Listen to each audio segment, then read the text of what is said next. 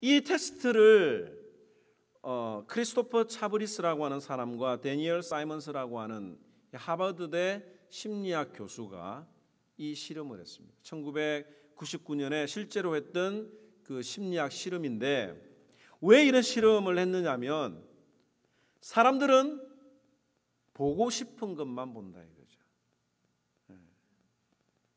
똑같은 상황, 똑같은 환경에서도 서로 다른 것, 자기가 보고 싶은 것, 자기의 머릿속에 인지되어 있는 것이 그것만 보인다는 겁니다. 자기 원하는 대로 해석을 해요. 분명히 교회에서도 그런 일들이 비일비재하게 일어나는데, 광고를 하고 했는데 다르게 우리가 이해를 하는 경우들이 많잖아요. 제가 늘 자주 말씀드리지만 교통사고 현장을 지나갈 때마다 어떤 분들은 아이고 누가 안 다쳤나를 걱정을 합니다. 그런데 대부분의 남자들은 몇 대 몇 이거 아마 따질 거예요. 저거는 누가 어떤 차가 잘못해서 저 사고가 났다고 이렇게 따지는 분들이 있을 것입니다. 제가 왜 이 문제를 서두에 끌고 나오느냐면 부활의 문제도 마찬가지라고 하는 거예요. 믿음이 없는 사람들은, 신앙이 없는 사람들은 예수님의 부활을 못 믿는 겁니다. 아니, 안 믿는다고 해야 더 정확합니다. 반면에 신자들은 성경 이외의 것은 보지 못하는 사람들이라고 세상 사람들이 핀잔을 주기도 합니다. 그래서 이 두 신앙과 불신앙을 가진 사람들은 늘 평행선을 그릴 수밖에 없는 거죠. 아무리 증거를 대도 성경 그 자체를 부인하기 때문에 대화가 안 되는 거예요. 대화가 안 되는 거예요.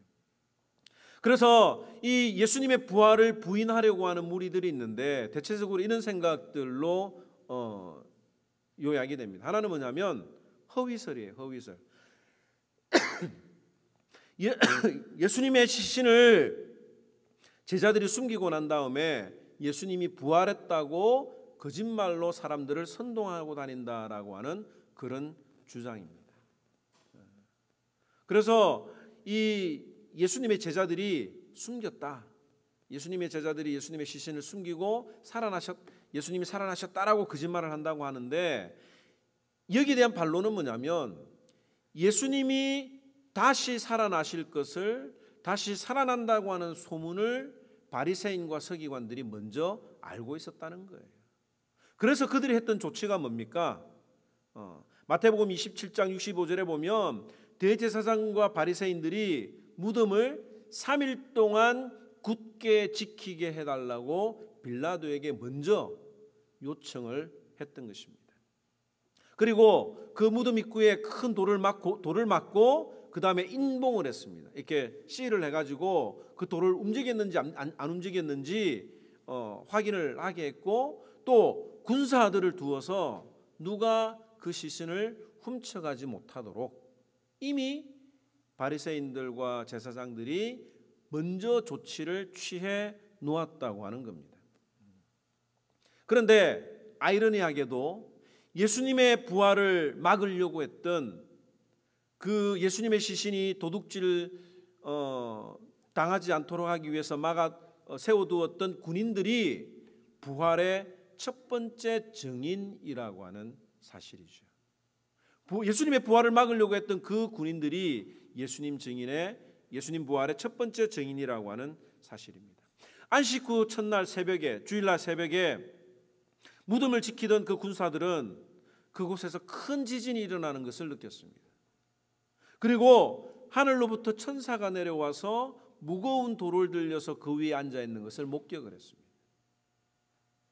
그리고 흰옷을 입은 번개 같은 천사를 보며 거의 죽은 사람처럼 두려워했다고 마태복음 28장에 기록을 하고 있어요.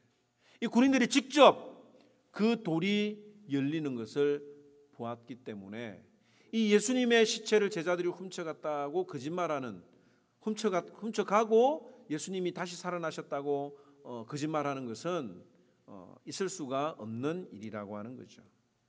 그런데 이 로마 군인들이 예수님의 부활을 목격하고도 돈의 매수가 됐습니다. 바리새인들과 제사장들이 성에서 일어난 일을 보고를 하니까 돈을 주면서 매수를 했어요. 그리고 그 밤에 있었던 모든 일들에 대해서 함구를 하고 예수님의 제자들이 예수님의 시신을 훔쳐갔다고 소문을 퍼뜨리고 보고하라 하고 이야기를 했습니다. 그리고 만약에 총독이 너희들이 경계를 잘 못해서 시신이 도둑 맞았다라고 하는 것을 총독이 책임을 물게 되면 자신들이 그들을 보호해 주겠다고 이야기를 했습니다. 또 하나는 뭐냐면 기절설이에요. 기절설. 어떤 사람들은 부활하신 예수님을 보고서도 믿을 수가 없어서 최대한 자신이 납득할 만한 이론을 내세웠는데, 그게 뭐냐면 십자가에서 완전히 죽지 않았고 잠시 기절했다가 혼절했다가 3일 뒤에 다시 깨어난 것이라고 주장을 합니다. 여기에 대해서는 우리가 지난 시간에 살펴봤잖아요.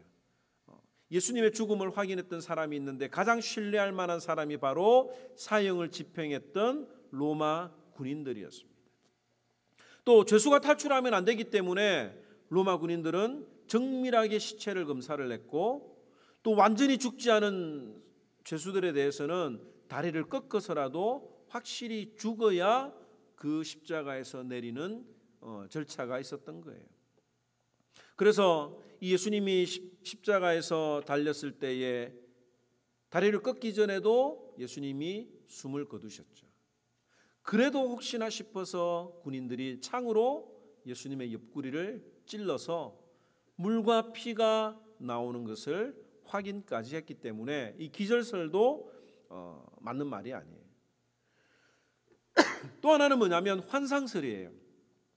어떤 무리들이 말을 하기를 이 제자들이 너무 심리적으로 흥분된 상태에 있었기 때문에, 예수님의 부활을 너무너무 기대했기 때문에 예수님을 안 보았는데도 불구하고 본 것처럼 생각하는 것이다 라고 주장을 하는 사람들이 있습니다. 너무 이렇게 간절하게 바라면 마치 이루어진 것처럼 느껴지잖아요. 그 대표적인 예가 상상 임신 같은 거잖아요.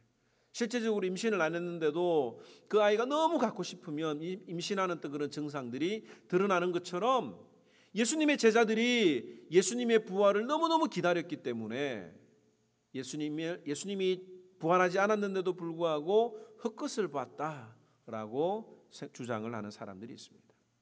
그런데 여기에 대한 반론은 뭐냐면 제자들이 예수님의 부활을 기대하지 않았어요. 오히려 예수님이 부활하고 난 다음에 돌아가시고 난 다음에 낙담해서 자기 고향으로 돌아가 다시 고기 잡는 일을 했습니다. 제자들이 음식 먹을 때에 예수님이 나타나셔서 자기가 살아난 것을 보여주었을 때에 믿지 않았던 제자들이 주님 앞에 책망을 받는 장면이 나오는 거예요. 제자들조차도 예수님의 부활을 믿지 않을 정도였습니다. 뿐만 아니라 일부 제자들이 환상으로 예수님의 부활을 본 것이라면 수많은 사람들이 어떻게 예수님을 목격할 수 있었는가라고 하는 점이죠. 그래서 이 시간에 다시 한 번 더 여러분들에게 잘 알고 있는 내용이지만 부활의 증거와 증인들에 대해서 몇 가지 설명을 해드립니다. 성경은 이 부활을 알려주는 몇 가지 증거가 있는데, 첫째는 돌무덤에 인봉이 끊어진 거예요. 폴리스 라인 이렇게 쳐놓은 그 인봉이 끊어졌다고 하는 겁니다. 만약에 누군가가 그 인봉을 끊었다고 하면 목숨도 내놓아야 되는 거예요. 로마 군인들이 거기에서 지키고 있었잖아요. 만약에 그 인봉을 떼어내려고 하다가 로마 군인에게 잡히게 되면 그도 예수님을 추종하는 자라고 해서 사형을 각오해야 했을 것입니다. 둘째는 뭐냐면 예수님의 빈 무덤이죠. 만약에 예수님의 무덤이 빈 무덤이 아니었다면 누군가에 의해서 금방 탈로 났을 것입니다. 모든 사람이 가서 확인을 했을 때에 그 무덤은 비어 있었다고 하는 거죠. 셋째는 뭐냐면 그 무덤 입구를 막았던 큰 돌입니다. 이 돌의 무게가 약 1300에서 1800kg이라고 그러는데, 누군가에 의해서 이 돌이 옮겨졌다고 하면 역시 무덤을 지키던 군인들에게 발각이 됐을 거예요. 또 하나의 증거는 뭐냐면 그 무덤에 들어가서 예수님이 있었던 자리를 보니까 예수님은 온데간데 없고 세마포가 그대로 놓여 있었다고 이야기를 하고 있습니다. 또 머리에 둘렀던 수건이 정리되어 있었다고 이야기를 하고 있어요. 만약에 예수님의 시신을 도둑질했다면 그렇게 옷을 벗기고 가지런히 정리할 수가 있겠습니까? 여러분들 도둑놈이 여러분들 뭐 물건 훔치러 와가지고 일단 돈만 가져가면 되지 뭐 이렇게 탁 정리하고 가지는 않잖아요. 또한 이렇게 많은 예수님의 부활의 증거들이 있고 증인들이 또 있습니다. 첫째는 막달라 마리아에게 나타났습니다. 또 무덤을 보고 제자들에게 돌아가는 여인들이 있습니다. 베드로가 있습니다. 엠마오로 가는 두 제자를 주님이 만나 주셨습니다. 다락방에 있는 10 제자를 주님이 만나 주셨습니다. 또 도마가 그때 빠졌는데 그 이후에 도마에게 또 나타나셔서 11 제자가 예수님의 부활을 목격을 했습니다. 또 고린도전서에 보면 500명에게 일시에 보였다고 이야기를 하고 있습니다.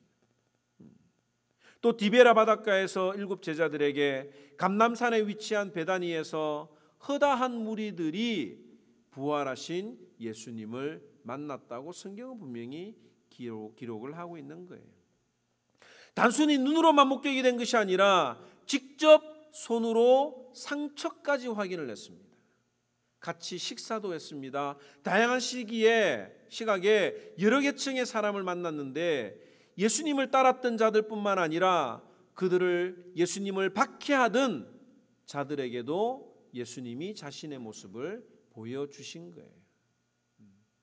그러므로 예수님을 열렬히 따르던 자에게서 있을 법한 이 집단 환각 증세 같은 것은 그것으로 치부해버리기는 역사적인 증거와 증인들이 너무 많다고 하는 점입니다.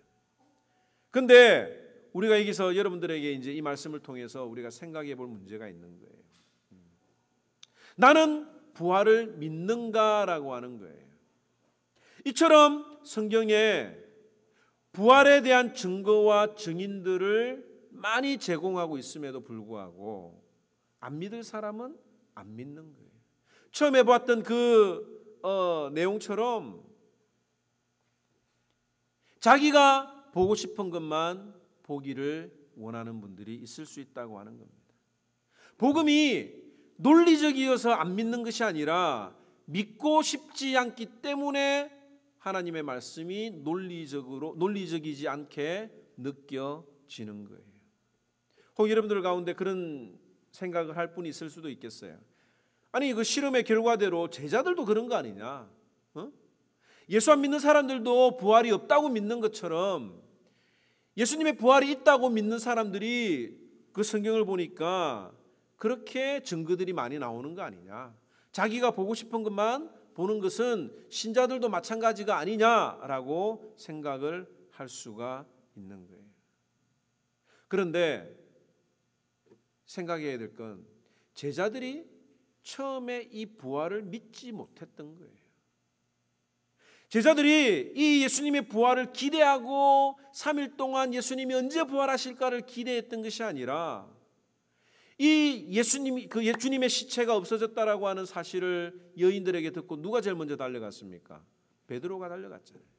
베드로와 요한이 쫓아갔는데 왜 쫓아갔느냐면 그냥 자기가 섬기던 스승의 시신이 없어진 것에 대해서 놀라서 달려간 거예요. 제자들은 이 여인들이 전해준 그 소식을 듣고도 허탄한 듯이 믿지 못했다고 이야기를 하고 있습니다. 엠마오로 내려가는 제자들에게 나타났어도 이 제자들이 예수님하고 같이 걸어가면서도 예수님인지 깨닫지 못할 정도로 예수님의 부활에 대해서 기대했던 사람들이 아니에요. 도마도 직접 자기 손으로 만지기 전에는 믿지 못하겠다고 했습니다. 여러분들 주님이 얼마나 자주 자신이 십자가에 못 박혀 죽으시고 사흘 만에 부활할 것을 얼마나 많이 가르쳤습니까? 그런데 실제로 부활의 현장에서 제자들이 안 믿었다고 하는 거예요. 왜 제자들은 그 빈무덤을 보면서 예수님의 부활과 연결시키지 못했을까에 대해서 우리가 생각을 해야 됩니다. 제자들은 현실적인 문제, 예수님의 시신이 사라졌다고 하는 그 현실적인 문제에 빠져서 주님이 주님의 말씀이 생각나지 않았던 거예요. 여러분들이 제자들 보니까 한심하죠. 왜 그게 안 돼? 라고 생각을 할 수도 있는데, 이 제자들의 모습이 오늘 우리가 살아가는 우리들의 모습을 통해서도 이 제자들의 모습을 많이 발견할 수가 있습니다. 수많은 설교 말씀을 듣습니다. 유명한 목사님 귀에 쏙쏙 들어오는 설교, 재밌는 설교, 감동적인 설교가 차고 넘칩니다. 그리고 그런 말씀을 들을 때에는 그렇게 살겠다고 결단을 하지요. 그런데 결정적인 순간에 맞닥뜨리며 내 정신의 모든 것들을 다 빼앗아 가버릴 만한 그런 일들이 내 눈앞에 부각이 되면 하나님의 말씀이 안 보이는 것이 우리들의 모습이 아닙니까? 문제 그 자체를 해결하기 위해서 거기에 몰두한 나머지 하나님의 계획은 생각도 못하는 거예요. 경제적인 어려움을 당하거나 건강이 악화되거나 자녀들이 어려운 일을 겪으면 그냥 패닉 상태가 되어서 그동안에 훈련받고 들었던 하나님의 말씀을 다 잊어버립니다. 그저 주님의 시신이 없어진 줄로 알고 여기저기 뛰어다니며 확인하는 제자들의 모습이 어떤 문제를 해결하기 위해서 하나님의 뜻이 무엇인지 생각지도 않고 이리저리 뛰는 내 모습이 그 제자들의 모습과 똑같지 않는지 우리가 내 모습을 살펴봐야 되는 거예요. 옛날에 어른들은 무릎이 깨져도 주여라고 생각을 했어요. 뭐 그게 감기 걸려도 사탄이 감기 걸리겠다 이런 건 아니지만 내가 넘어졌는데 그 넘어지는 것도 혹시 내가 잘못한 것이 있지 않는가라고 하나님의 뜻을 물어보는 이것이 그 하나님 앞에서 바르게 살려고 하는 마음의 중심의 태도가 아닙니까? 그리고 그 사소한 어떤 그런 내용이지만 그것을 통해서 하나님의 뜻을 발견하고 하나님의 뜻이 무엇인지 물어보는 자들에게 하나님이 함께 하시는 거예요. 어제 목장 리더 모임에서 새벽기도 마치고 난 다음에 많은 이야기를 나누었습니다. 여러 가지 많은 이야기를 했지만 왜 교회가 쪼개지는가? 왜 많은 신자들이 영적인 문제에서 실패를 하는가에 대해서 이야기를 나누었는데 교회 안 되는 것은 목사 탓이래요. 저도 그렇게 생각을 하고 있기 때문에 동의를 했고 또 심각하게 그렇게 저도 생각을 하고 있습니다. 그런데 어디 목사뿐만의 문제가 아니라 이 교회에서 또 내 신앙생활에 있어서 내가 왜 자주 넘어지느냐, 이 욕심이 들어가면 안 되는 겁니다. 조금이라도 하나님 나라의 일에 내 개인의 욕심이 들어가 버리면 하나님이 축복을 하지 않으시는 거예요. 교회가 깨지는 이유는 목사가 욕심을 부려서 그래요. 직분자들의 그 마음속에 욕심이 싹이 나서 충돌해서 싸우는 겁니다. 믿는다고 하면서도 어떤 순간에는 말씀보다도 내 감정이, 내 욕심이 우선될 때에 사탄이 틈을 노리는 거예요. 그래서 제가 하나님 앞에 기도할 때 내 교만이나 욕심을 죽이는 것을 위해서 가장 많이 기도합니다. 사탄이 틈을 자꾸 노리는 거예요. 어제 그 목장 리더 모임을 하면서 제가 설명을 했습니다. 왜 다윗 왕에게 인구 조사한 것 때문에 그렇게 하나님이 진노하셨을까에 대해서 저는 뼈저리게 느끼고 있는 사람이에요. 여러분들 한번 생각해 보세요. 다윗이, 왕이 자기 백성의 그 숫자를, 인구를 파악하는 게 뭐가 나쁜 일입니까? 근데 하나님이 세 가지 저주 중에서 하나를 선택하라고 할 정도로 그렇게 하시잖아요. 여러분들 이 왜 그런 것 같아요?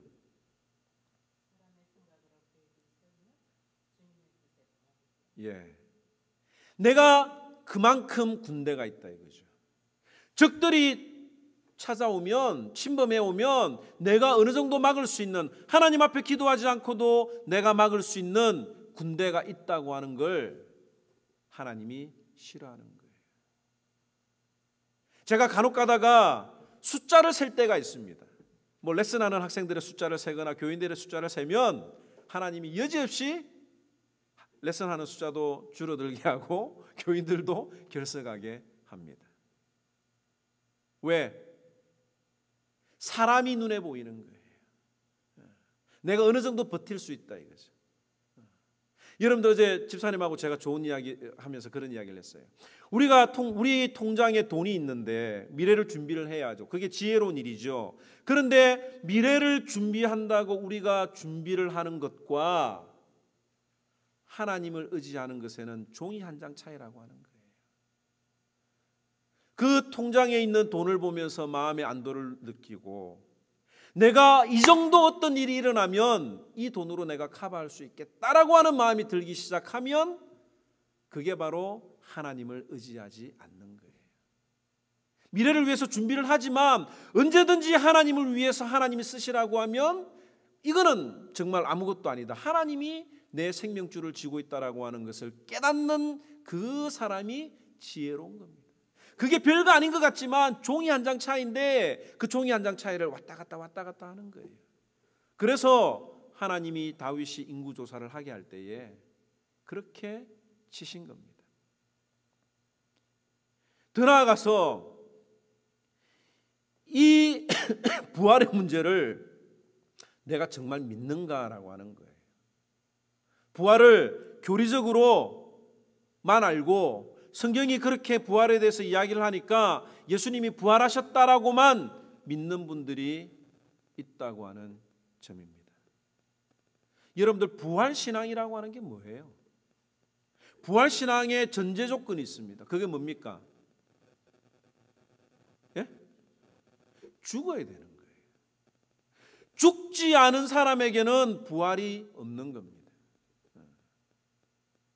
내가 죽어도 주님이 다시 사신 것처럼 나도 다시 산다고 하는 것을 믿는 것이 부활신앙이에요.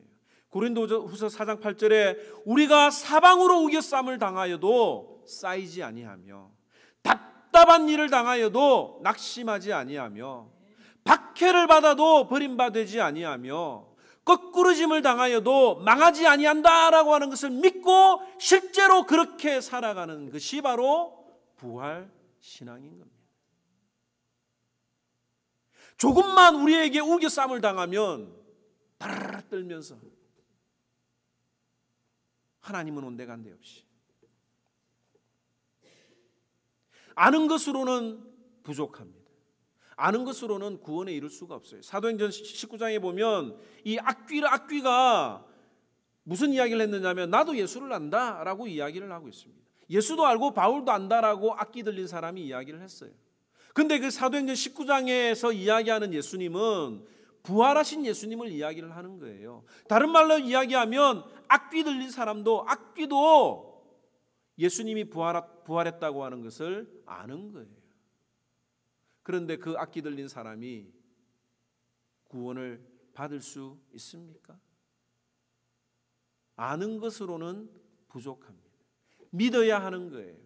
믿는 것은 입으로 시인할 뿐만 아니라 행동으로 증거되어야 합니다. 맨날 공부한다고 그러고 공부 안 하는 거는 안 하는 거예요. 그럼 우리가 결론적으로 이 부활신앙을 어떻게 확인할 수 있습니까? 내가 정말 나는 예수님이 부활하신 것을 믿고 나도 예수님처럼 부활할 것이라고 하는 사실을 믿는 것이 어떻게 확인이 되고 증명이 됩니까? 죽어야 되는 거예요. 죽어야 되는 거예요. 주님을 위해서 죽어야 합니다. 죽지 않은 사람은 부활하지 못합니다. 한 알의 밀알이 땅에 떨어져 죽지 아니하면 어떻게 된다고요? 열매를 맺지 못합니다. 내가 그리스도와 함께 십자가에 못 박혔나니 그런즉 이제는 내가 사는 것이 아니요 오직 내 안에 그리스도께서 사는 것이니라. 주님을 위해 죽는다라고 하는 것이 바로 십자가를 지는 거예요. 제가 계속해서 말씀드리지만 십자가를 진다고 하는 것은 한 영혼에 대해서 주님이 가졌던 마음을 그대로 갖는 거예요. 주님이 한 영혼에 대해서 지극히 참으셨던 것처럼 내가 한 영혼을 구하기 위해서 끊임없이 참고 내 감정을 죽이는 것, 내 혈기를 죽이는 것, 이게 바로 죽는 겁니다. 이 세상에 죽음을 두려워하지 않을 사람이 어디에 있겠습니까? 그런데 부활의 주님을 믿는 사람들은, 부활신앙을 가진 사람들은 이 세상에 두려울 것이 하나도 없습니다. 순간 내가 두렵고 약해질 수는 있겠지만 그 하나님의 말씀이, 성령님이 우리의 마음속에 담대함을 주시는 거예요. 사람을 두려워하지 않습니다. 하나님을 두려워하는 것이 바로 부활신앙을 가진 사람들의 태도입니다. 여러분들, 아브라함의 믿음이 언제 완성이 되었습니까? 히브리서 11장 7절에 보면 믿음으로 이삭을 바칠 때에라고 이야기를 하고 있어요. 아들도 다시 살리시는 그 믿음이야말로 부활을 믿지 못하고서는 할 수 없는 고백인 거예요. 우리가 이 말씀을 통해서 늘 들어오던 부활, 예수님이 부활하셨다라고 하는 사실을 우리가 알면서도 그 부활 신앙으로 살아가고 있는지 내 자신을 돌아봐야 할 것입니다. 그러나 나는 내가 달려갈 길과 주 예수께서 내게 주신 사명, 곧 하나님의 은혜의 복음을 증거하는 사명을 다 완성하기 위해서라면 내 생명을 조금도 귀한 것으로 여기지 않겠다고 고백하며 달려가는 그 신자야말로 예수 그리스도의 부활 신앙을 가진 자들입니다. 예수님이 십자가에 돌아가셨다라고 하는 사실을 믿는 것에서 끝나는 것이 아니라 주님이 부활하셨다라고 하는 사실을 믿어야 되는 거예요. 십자가에서만 머물면 구원이 완성이 안 되는 겁니다. 부활하신 예수님을 믿어야 되고 나도 예수님처럼 부활할 것이라고 하는 것을 분명히 믿어야 합니다. 우리 시간에 이 찬양 부르면서 내가 부활신앙으로 살겠습니다. 하나님, 내가 정말 죽어도 주님을 위해서 죽으면 주님이 살려주실 텐데 자꾸 내가 내 몸을 살입니다 라고 하는 어떤 그런 마음이 여러분들의 마음속에 와닿았으면 좋겠어요. 내가 약해야 주님이 세워주십니다. 내가 죽어야 주님이 살려주시고 내가 한 알의 밀알이 되어서 땅에 떨어져야 열매를 맺게 하시는 거예요. 여러분들의 삶에 하나님이 주시는 열매를 맺기를 원하십니까? 여러분들이 그냥 예수 안 믿는 사람들하고 똑같이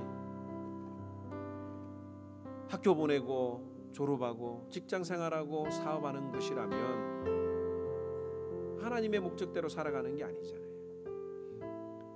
이 시간 이 찬양 부르면서 주님 살아나셨습니다.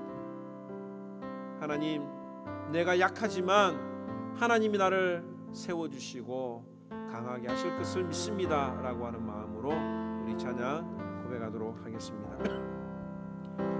약한 나로 강하게 가난한 날 부하게 눈먼 날 볼 수 있게 주에게 가셨네.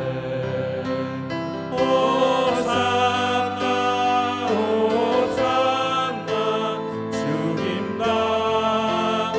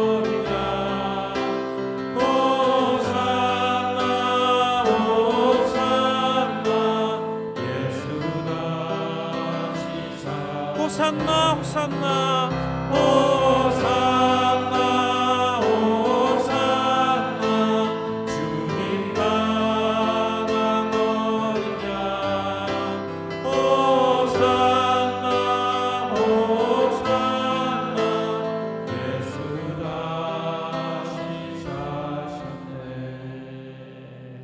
여러분들, 주님이 우리에게 사명을 주셨습니다. 하나님의 영광을 위해서 살아라고 하셨습니다.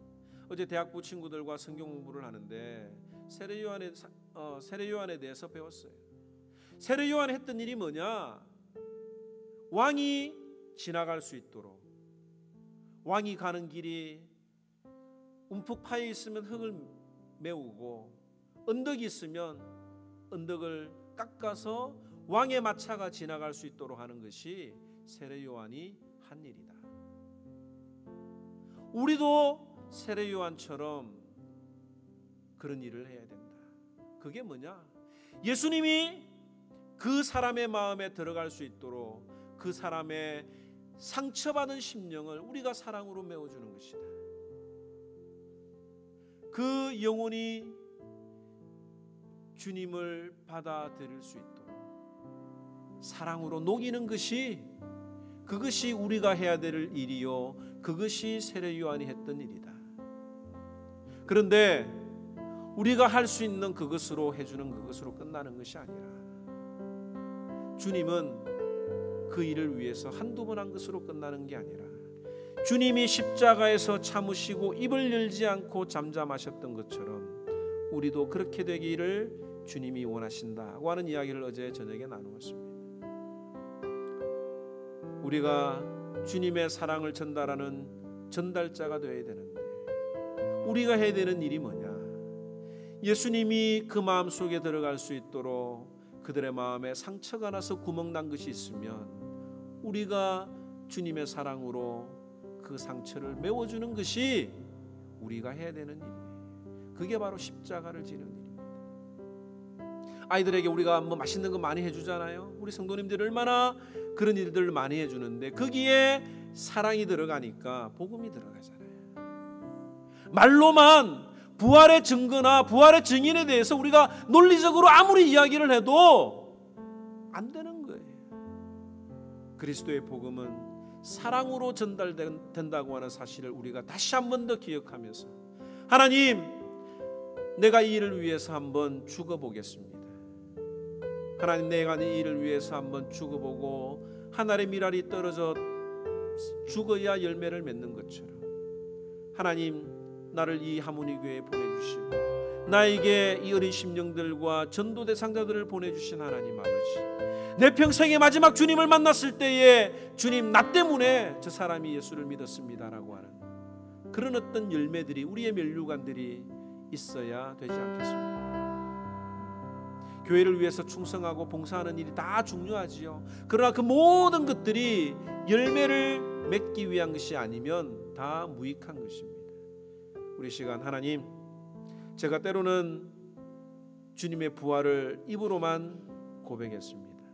그러나 오늘 이 말씀을 듣고 내 심령에 뜨거운 가슴으로 부활을 고백하고 내 삶에 죽으면 죽으리라고 하는 그런 각오로 살아가기를 원합니다. 그런 마음이 내 마음속에 생기도록 주님, 나를 축복하여 주시옵소서 라고 이 시간 한번 하나님 앞에 기도하도록 하겠습니다. 다 같이 기도하겠습니다.